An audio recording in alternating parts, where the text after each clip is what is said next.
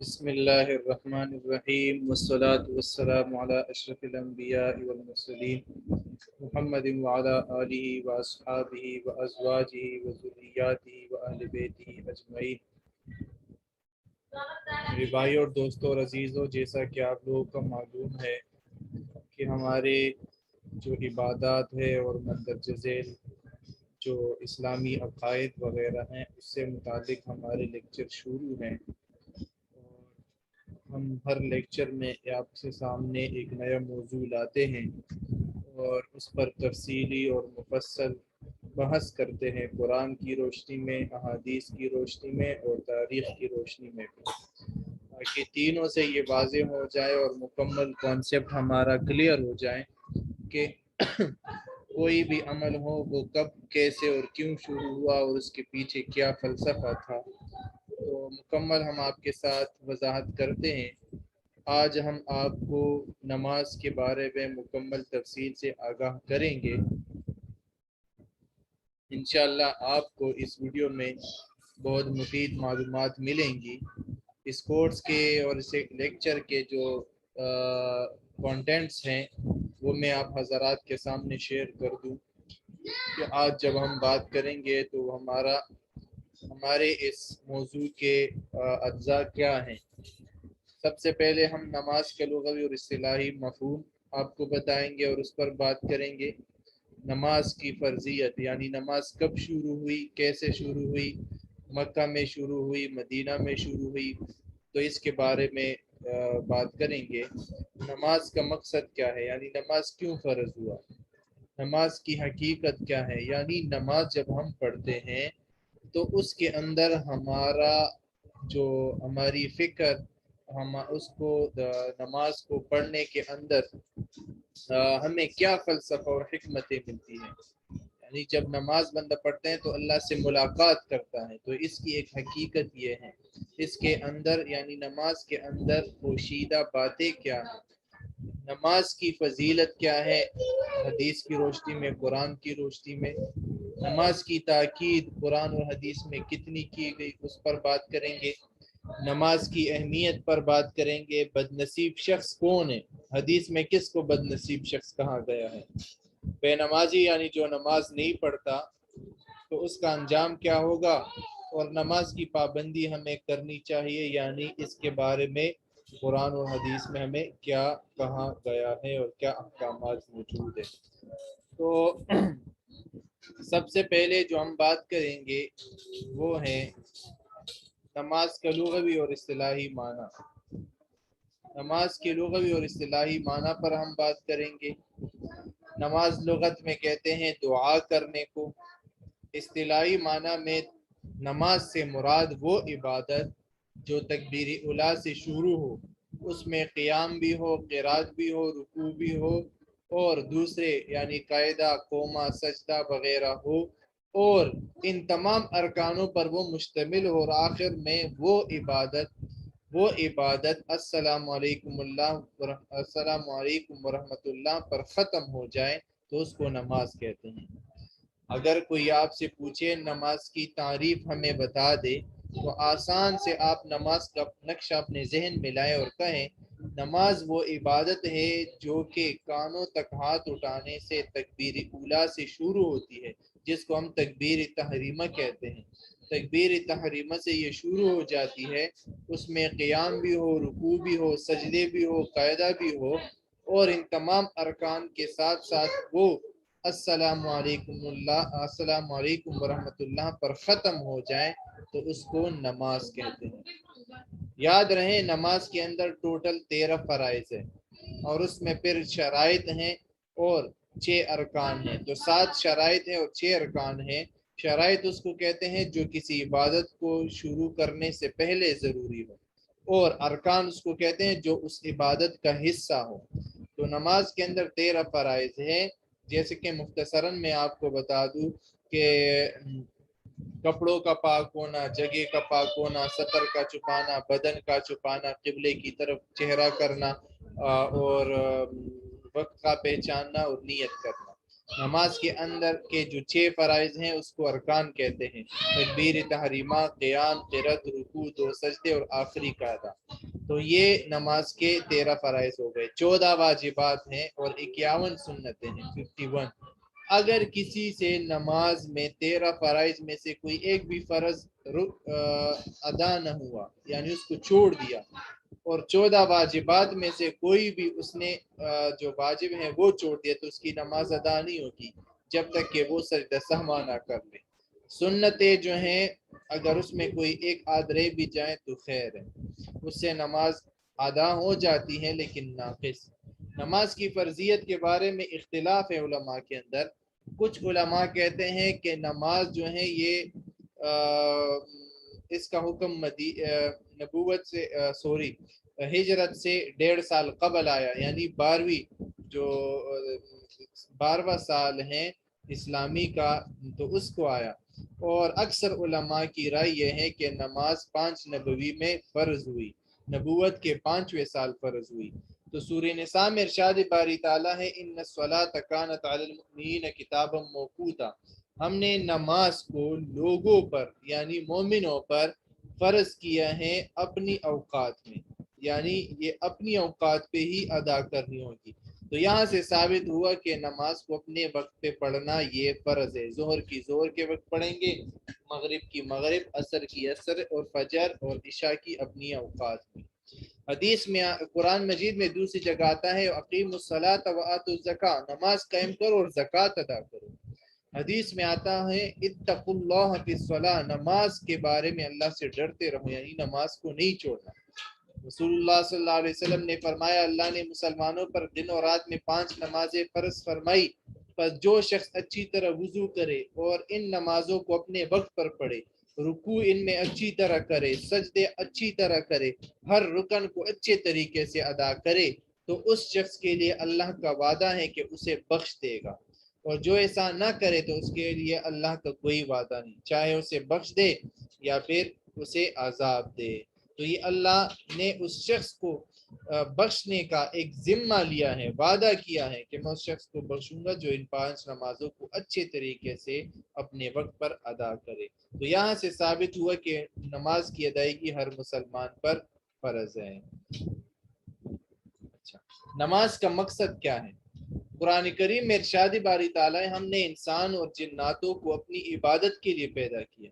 تمام اسلامی عبادات کا مقصد ہے کہ بندہ اپنے رب کے سامنے کھڑا ہو کر اللہ کو راضی کرے، اور جب وہ اپنے رب کے سامنے کھڑا ہوگا تو اسے دنیاوی کامیابی ملے گی اور اخروی کامیابی ملے گی۔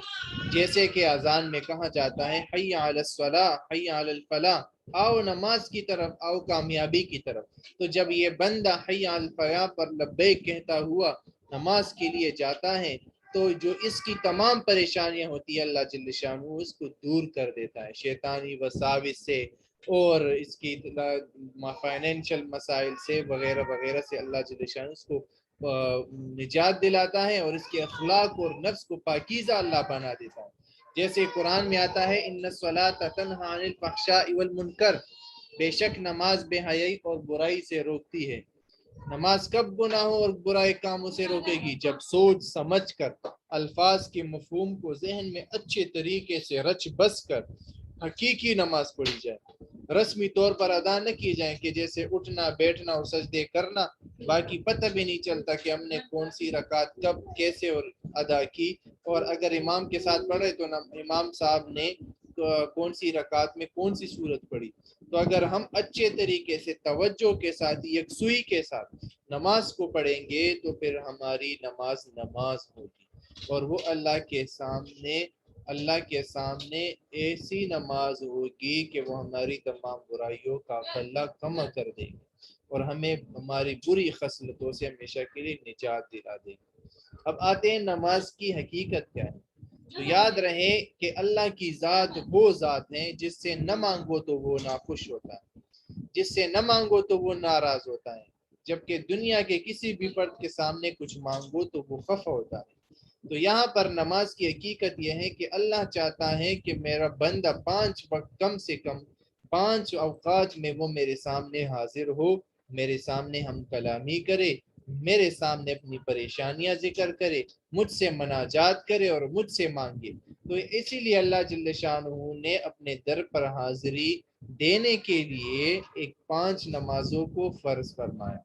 کائنات واحد ہستی ہے، واحد بادشاہ ہے، جس سے نہ مانگو تو وہ ناراض ہوتا ہے۔ اس کے علاوہ نماز کی فضیلت، اللہ تعالیٰ کا ارشاد ہے، بے شک ان مومنوں نے فلاح پائی جو اپنی نمازوں کو دل لگا کر پڑھتے ہیں۔ حضور صلی اللہ علیہ وآلہ وسلم نے فرمایا، نماز مومن کا نور ہے، جنت کی کنجی ہے۔ نماز شب معراج میں فرض ہوئی، یہ واحد عبادت ہے جو عرش پہ فرض ہوئی، باقی تمام فرائض زمین پر فرض ہوئی۔ روزہ، زکوٰۃ، حج یہ زمین پر فرض ہوئے، لیکن نماز وہ واحد عبادت ہے جو اللہ نے عرش پر فرض فرمائی۔ یہاں پہ یہ بھی یاد رکھے کہ 5 نمازوں کو 5 انبیاء نے اپنی وقت پہ ادا کیا تھا۔ نماز ہر زمانے میں مختلف صورتوں میں فرض رہی، جیسے فجر کی نماز سب سے پہلے حضرت آدم علیہ السلام نے، ظہر کی نماز حضرت ابراہیم علیہ السلام نے، عصر کی حضرت یونس علیہ السلام نے، مغرب کی حضرت داؤد علیہ السلام نے، اور عشاء کی نماز حضرت موسیٰ علیہ السلام نے ادا فرمائی۔ اور جمعہ کی نماز اس امت کے ساتھ خاص ہے، یہ حضرت محمد صلی اللہ علیہ وسلم نے فرمائی۔ یہ 5 نمازیں اللہ کو اتنی محبوب آئی کہ اس نے یہ تحفہ امت محمدی کو دیا کہ یہ 5 نمازیں تم ادا کرو اور کرتے رہو، اور جو نہ کرے گا تو میں اس سے ناخوش ہوں گا۔ نبی علیہ الصلوۃ والسلام نے ایک مرتبہ ایک سردی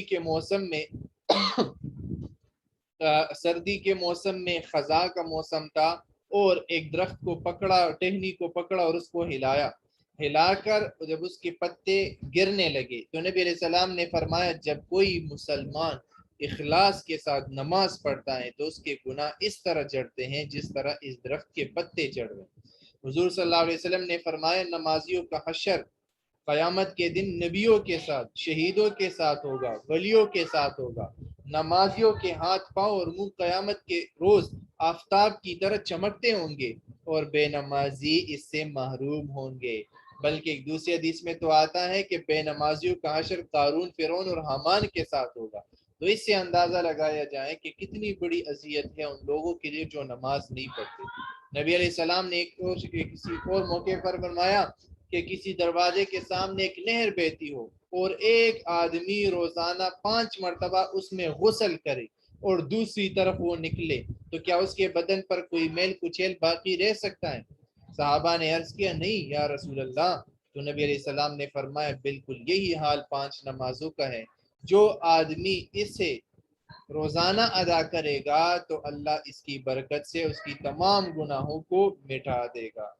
تو اس حدیث سے ثابت ہوا گویا نماز روحانی غسل ہے۔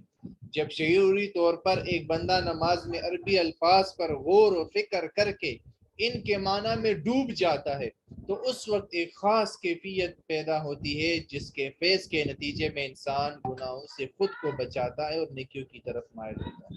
اگر آج ہم کہتے ہیں ہماری نماز سے ہمیں کوئی فائدہ نہیں ہوتا پھر بھی ہم گناہ کر رہے ہیں، تو اس کا مطلب یہ ہے اس پیج کے آخری لائن پر غور کرے کہ اگر آپ نماز کے معنی میں مستغرق ہوں گے، ہر لفظ کو ٹہر ٹہر کر اس کی معنی کو سمجھ کر آپ ادا کریں گے تو ایک خاص کیفیت ادا ہوتی ہے جس کے نتیجے میں انسان تمام گناہوں سے پاک بھی ہو جاتا ہے اور آئندہ اس کو گناہوں سے بچنے کی توفیق بھی نصیب ہوتی ہے۔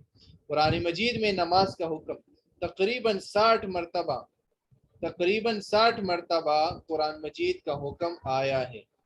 تقریباً 60 مرتبہ قرآن مجید کا حکم آیا ہے۔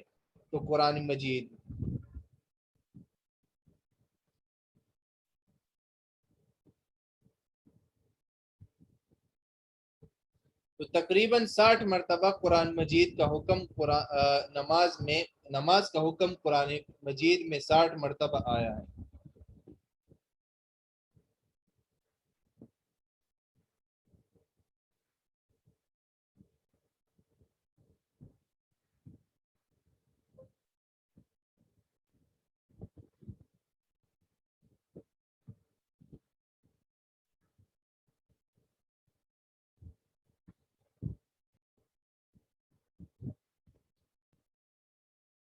نماز کی تاکید قرآن مجید میں نماز کا حکم تقریباً 60 مرتبہ اکیلے آیا ہے، اور اس کے علاوہ جو زکوٰۃ اور نماز کا حکم ایک ساتھ آیا ہے وہ اس کے علاوہ ہے۔ حضرت علی رضی اللہ تعالی عنہ سے روایت ہے کہ پیغمبر علیہ الصلوۃ والسلام کا آخری کلام یہ تھا، الصلاۃ الصلاۃ واتقوا اللہ فیما ملکت ایمانکم، دو چیزوں کا خیال رکھو، نماز کے بارے میں اللہ سے ڈرو، اور اس کے علاوہ جو واتقوا اللہ فیما ملکت میں جو تمہارے ماتحت ہے، غلام ہیں، ان کے بارے میں اللہ سے ڈرتے رہو۔ تو نبی علیہ الصلوۃ والسلام کے آخری کلام یہ تھا کہ نماز کو نہیں چھوڑنا، اور پھر ہم خود کو دیکھیں کہ ہم نماز کو کتنا چھوڑ رہے ہیں اور نماز کی ادائیگی میں کتنی غفلت کرتے جا رہے ہیں۔ قرآن کریم میں آتا ہے کہ جنت کے لوگ گناہ گاروں سے پوچھیں گے کہ تم کیوں دوزخ میں ڈالے گئے، تم تو کلمہ گو تھے، تم جہنم میں کیوں آئے؟ تو وہ کہیں گے کہ ہم نماز نہیں پڑھتے تھے، وَلَمْ نَكُ نُطْعِمُ الْمِسْكِينَ، اور ہم غریبوں کو کھانا نہیں کھلاتے تھے، وَكُنَّا نَخُوضُ مَعَ الْخَائِضِينَ، اور ہم مزے رہنے والوں کے ساتھ مزوں میں رہتے تھے، اور اس کے علاوہ بتائیں گے کہ قیامت کے دن کو ہم جھٹلایا کرتے تھے، یہاں تک کہ ہم قیامت کے دن سے غفلت میں تھے، ہم جوان ہیں، بوڑھے ہوں گے تب موت آئے گی، تب توبہ کریں گے، یہ کام تھے ان کے، اور اسی وجہ سے ہماری زندگی گزر گئی، توبہ کی توفیق نہ ملی، اور آج ہم جہنم میں ہیں۔ اللہ تعالیٰ نے شیطان کو حکم دیا تھا کہ وہ آدم علیہ السلام کو سجدہ کرے، مگر اس نے حکم نہیں مانا، خود کو بہتر جانا، اس پر اسے مردود قرار دیا گیا، صرف ایک سجدہ نہ کیا۔ تو اب ہم خود کو دیکھیں کہ ہمارا حال یا ان لوگوں کا حال کیا ہوگا جن کو 5 مرتبہ نماز میں سجدے کا حکم ہے، 5 مرتبہ، اور پھر وہ 5 مرتبہ غفلت کے شکار ہیں۔ بندے کا کام بندگی اور حکم کی تعمیل ہے، سرکشی اور انکار نہیں۔ ہم انسان ہیں، ہم جھکیں گے اللہ کے ہر حکم کے آگے، ہم باغی نہیں بنیں گے۔ افسوس کی بات ہے کہ ہمیں 5 مرتبہ روزانہ موقع ملتا ہے کہ ہم اللہ کے حکم کو مانیں، لیکن پھر بھی ہم نہیں مانتے۔ کوئی شخص ایک نماز پڑھتا ہے تو کوئی 2، کوئی 3، کوئی 4، اور کم و بیش لوگ جو ہیں وہ پھر 5 نمازیں ادا کرتے ہیں۔ حدیث شریف میں آیا ہے، نماز دین کا ستون ہے، جس نے اس کو قائم کیا اس نے دین کو قائم کیا، اور جس نے اس کو اٹھا دیا بے شک اس نے دین کو گرا دیا۔ یعنی بنیادی چیز نماز ہے، اس لیے تو کہتے ہیں کہ جب قبر میں رکھا جائے گا تو سب سے پہلے عبادات میں نماز کا سوال ہوگا۔ نبی علیہ السلام نے فرمایا، نماز موت کے وقت ملک الموت سے سفارش کرنے والی ہے، بہت اہم حدیث ہے۔ نبی علیہ السلام کا فرمان کہ جب موت قبر میں رکھا جائے گا تو نماز فرشتے کی شکل میں آئے گی، اور ملک الموت کو کہے گی موت کے وقت جب اسرائیل علیہ السلام آتے ہیں تو یہ فرشتے کی شکل میں کھڑا ہوتا ہے، اور اسے سفارش کرتی ہیں کہ میرے اس دوست کی روح اگر آپ نکالو گے تو آپ نرمی سے نکالنا۔ جب قبر میں رکھا جائے گا تو یہ نماز فرشتے کی شکل میں آ کر نکیرین منکر نکیر کو جواب دے گی، اور پولیس رات پر بجلی کی طرح گزارنے والی ہوگی۔ لیکن آج ہم نماز کے قیام سے قطعاً بے پرواہ ہو رہے ہیں اور اپنے ہی فائدے کو نقصان سے بدل رہے ہیں۔ اور کوئی مسلمان کس قدر مطیع اور فرمان بردار اور اسلام کے قریب اور دور ہیں تو ہمیں اس کے نماز کو دیکھنا چاہیے۔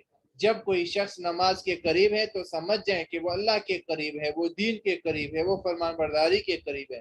لیکن جس کی نماز میں غفلت ہے، سمجھے کہ اس کے دوسرے کام بھی وہ کمزور ہوں گے، اس میں بھی کمزوری ہوگی، اس میں وہ بدبخت غفلت کا شکار ہوگا۔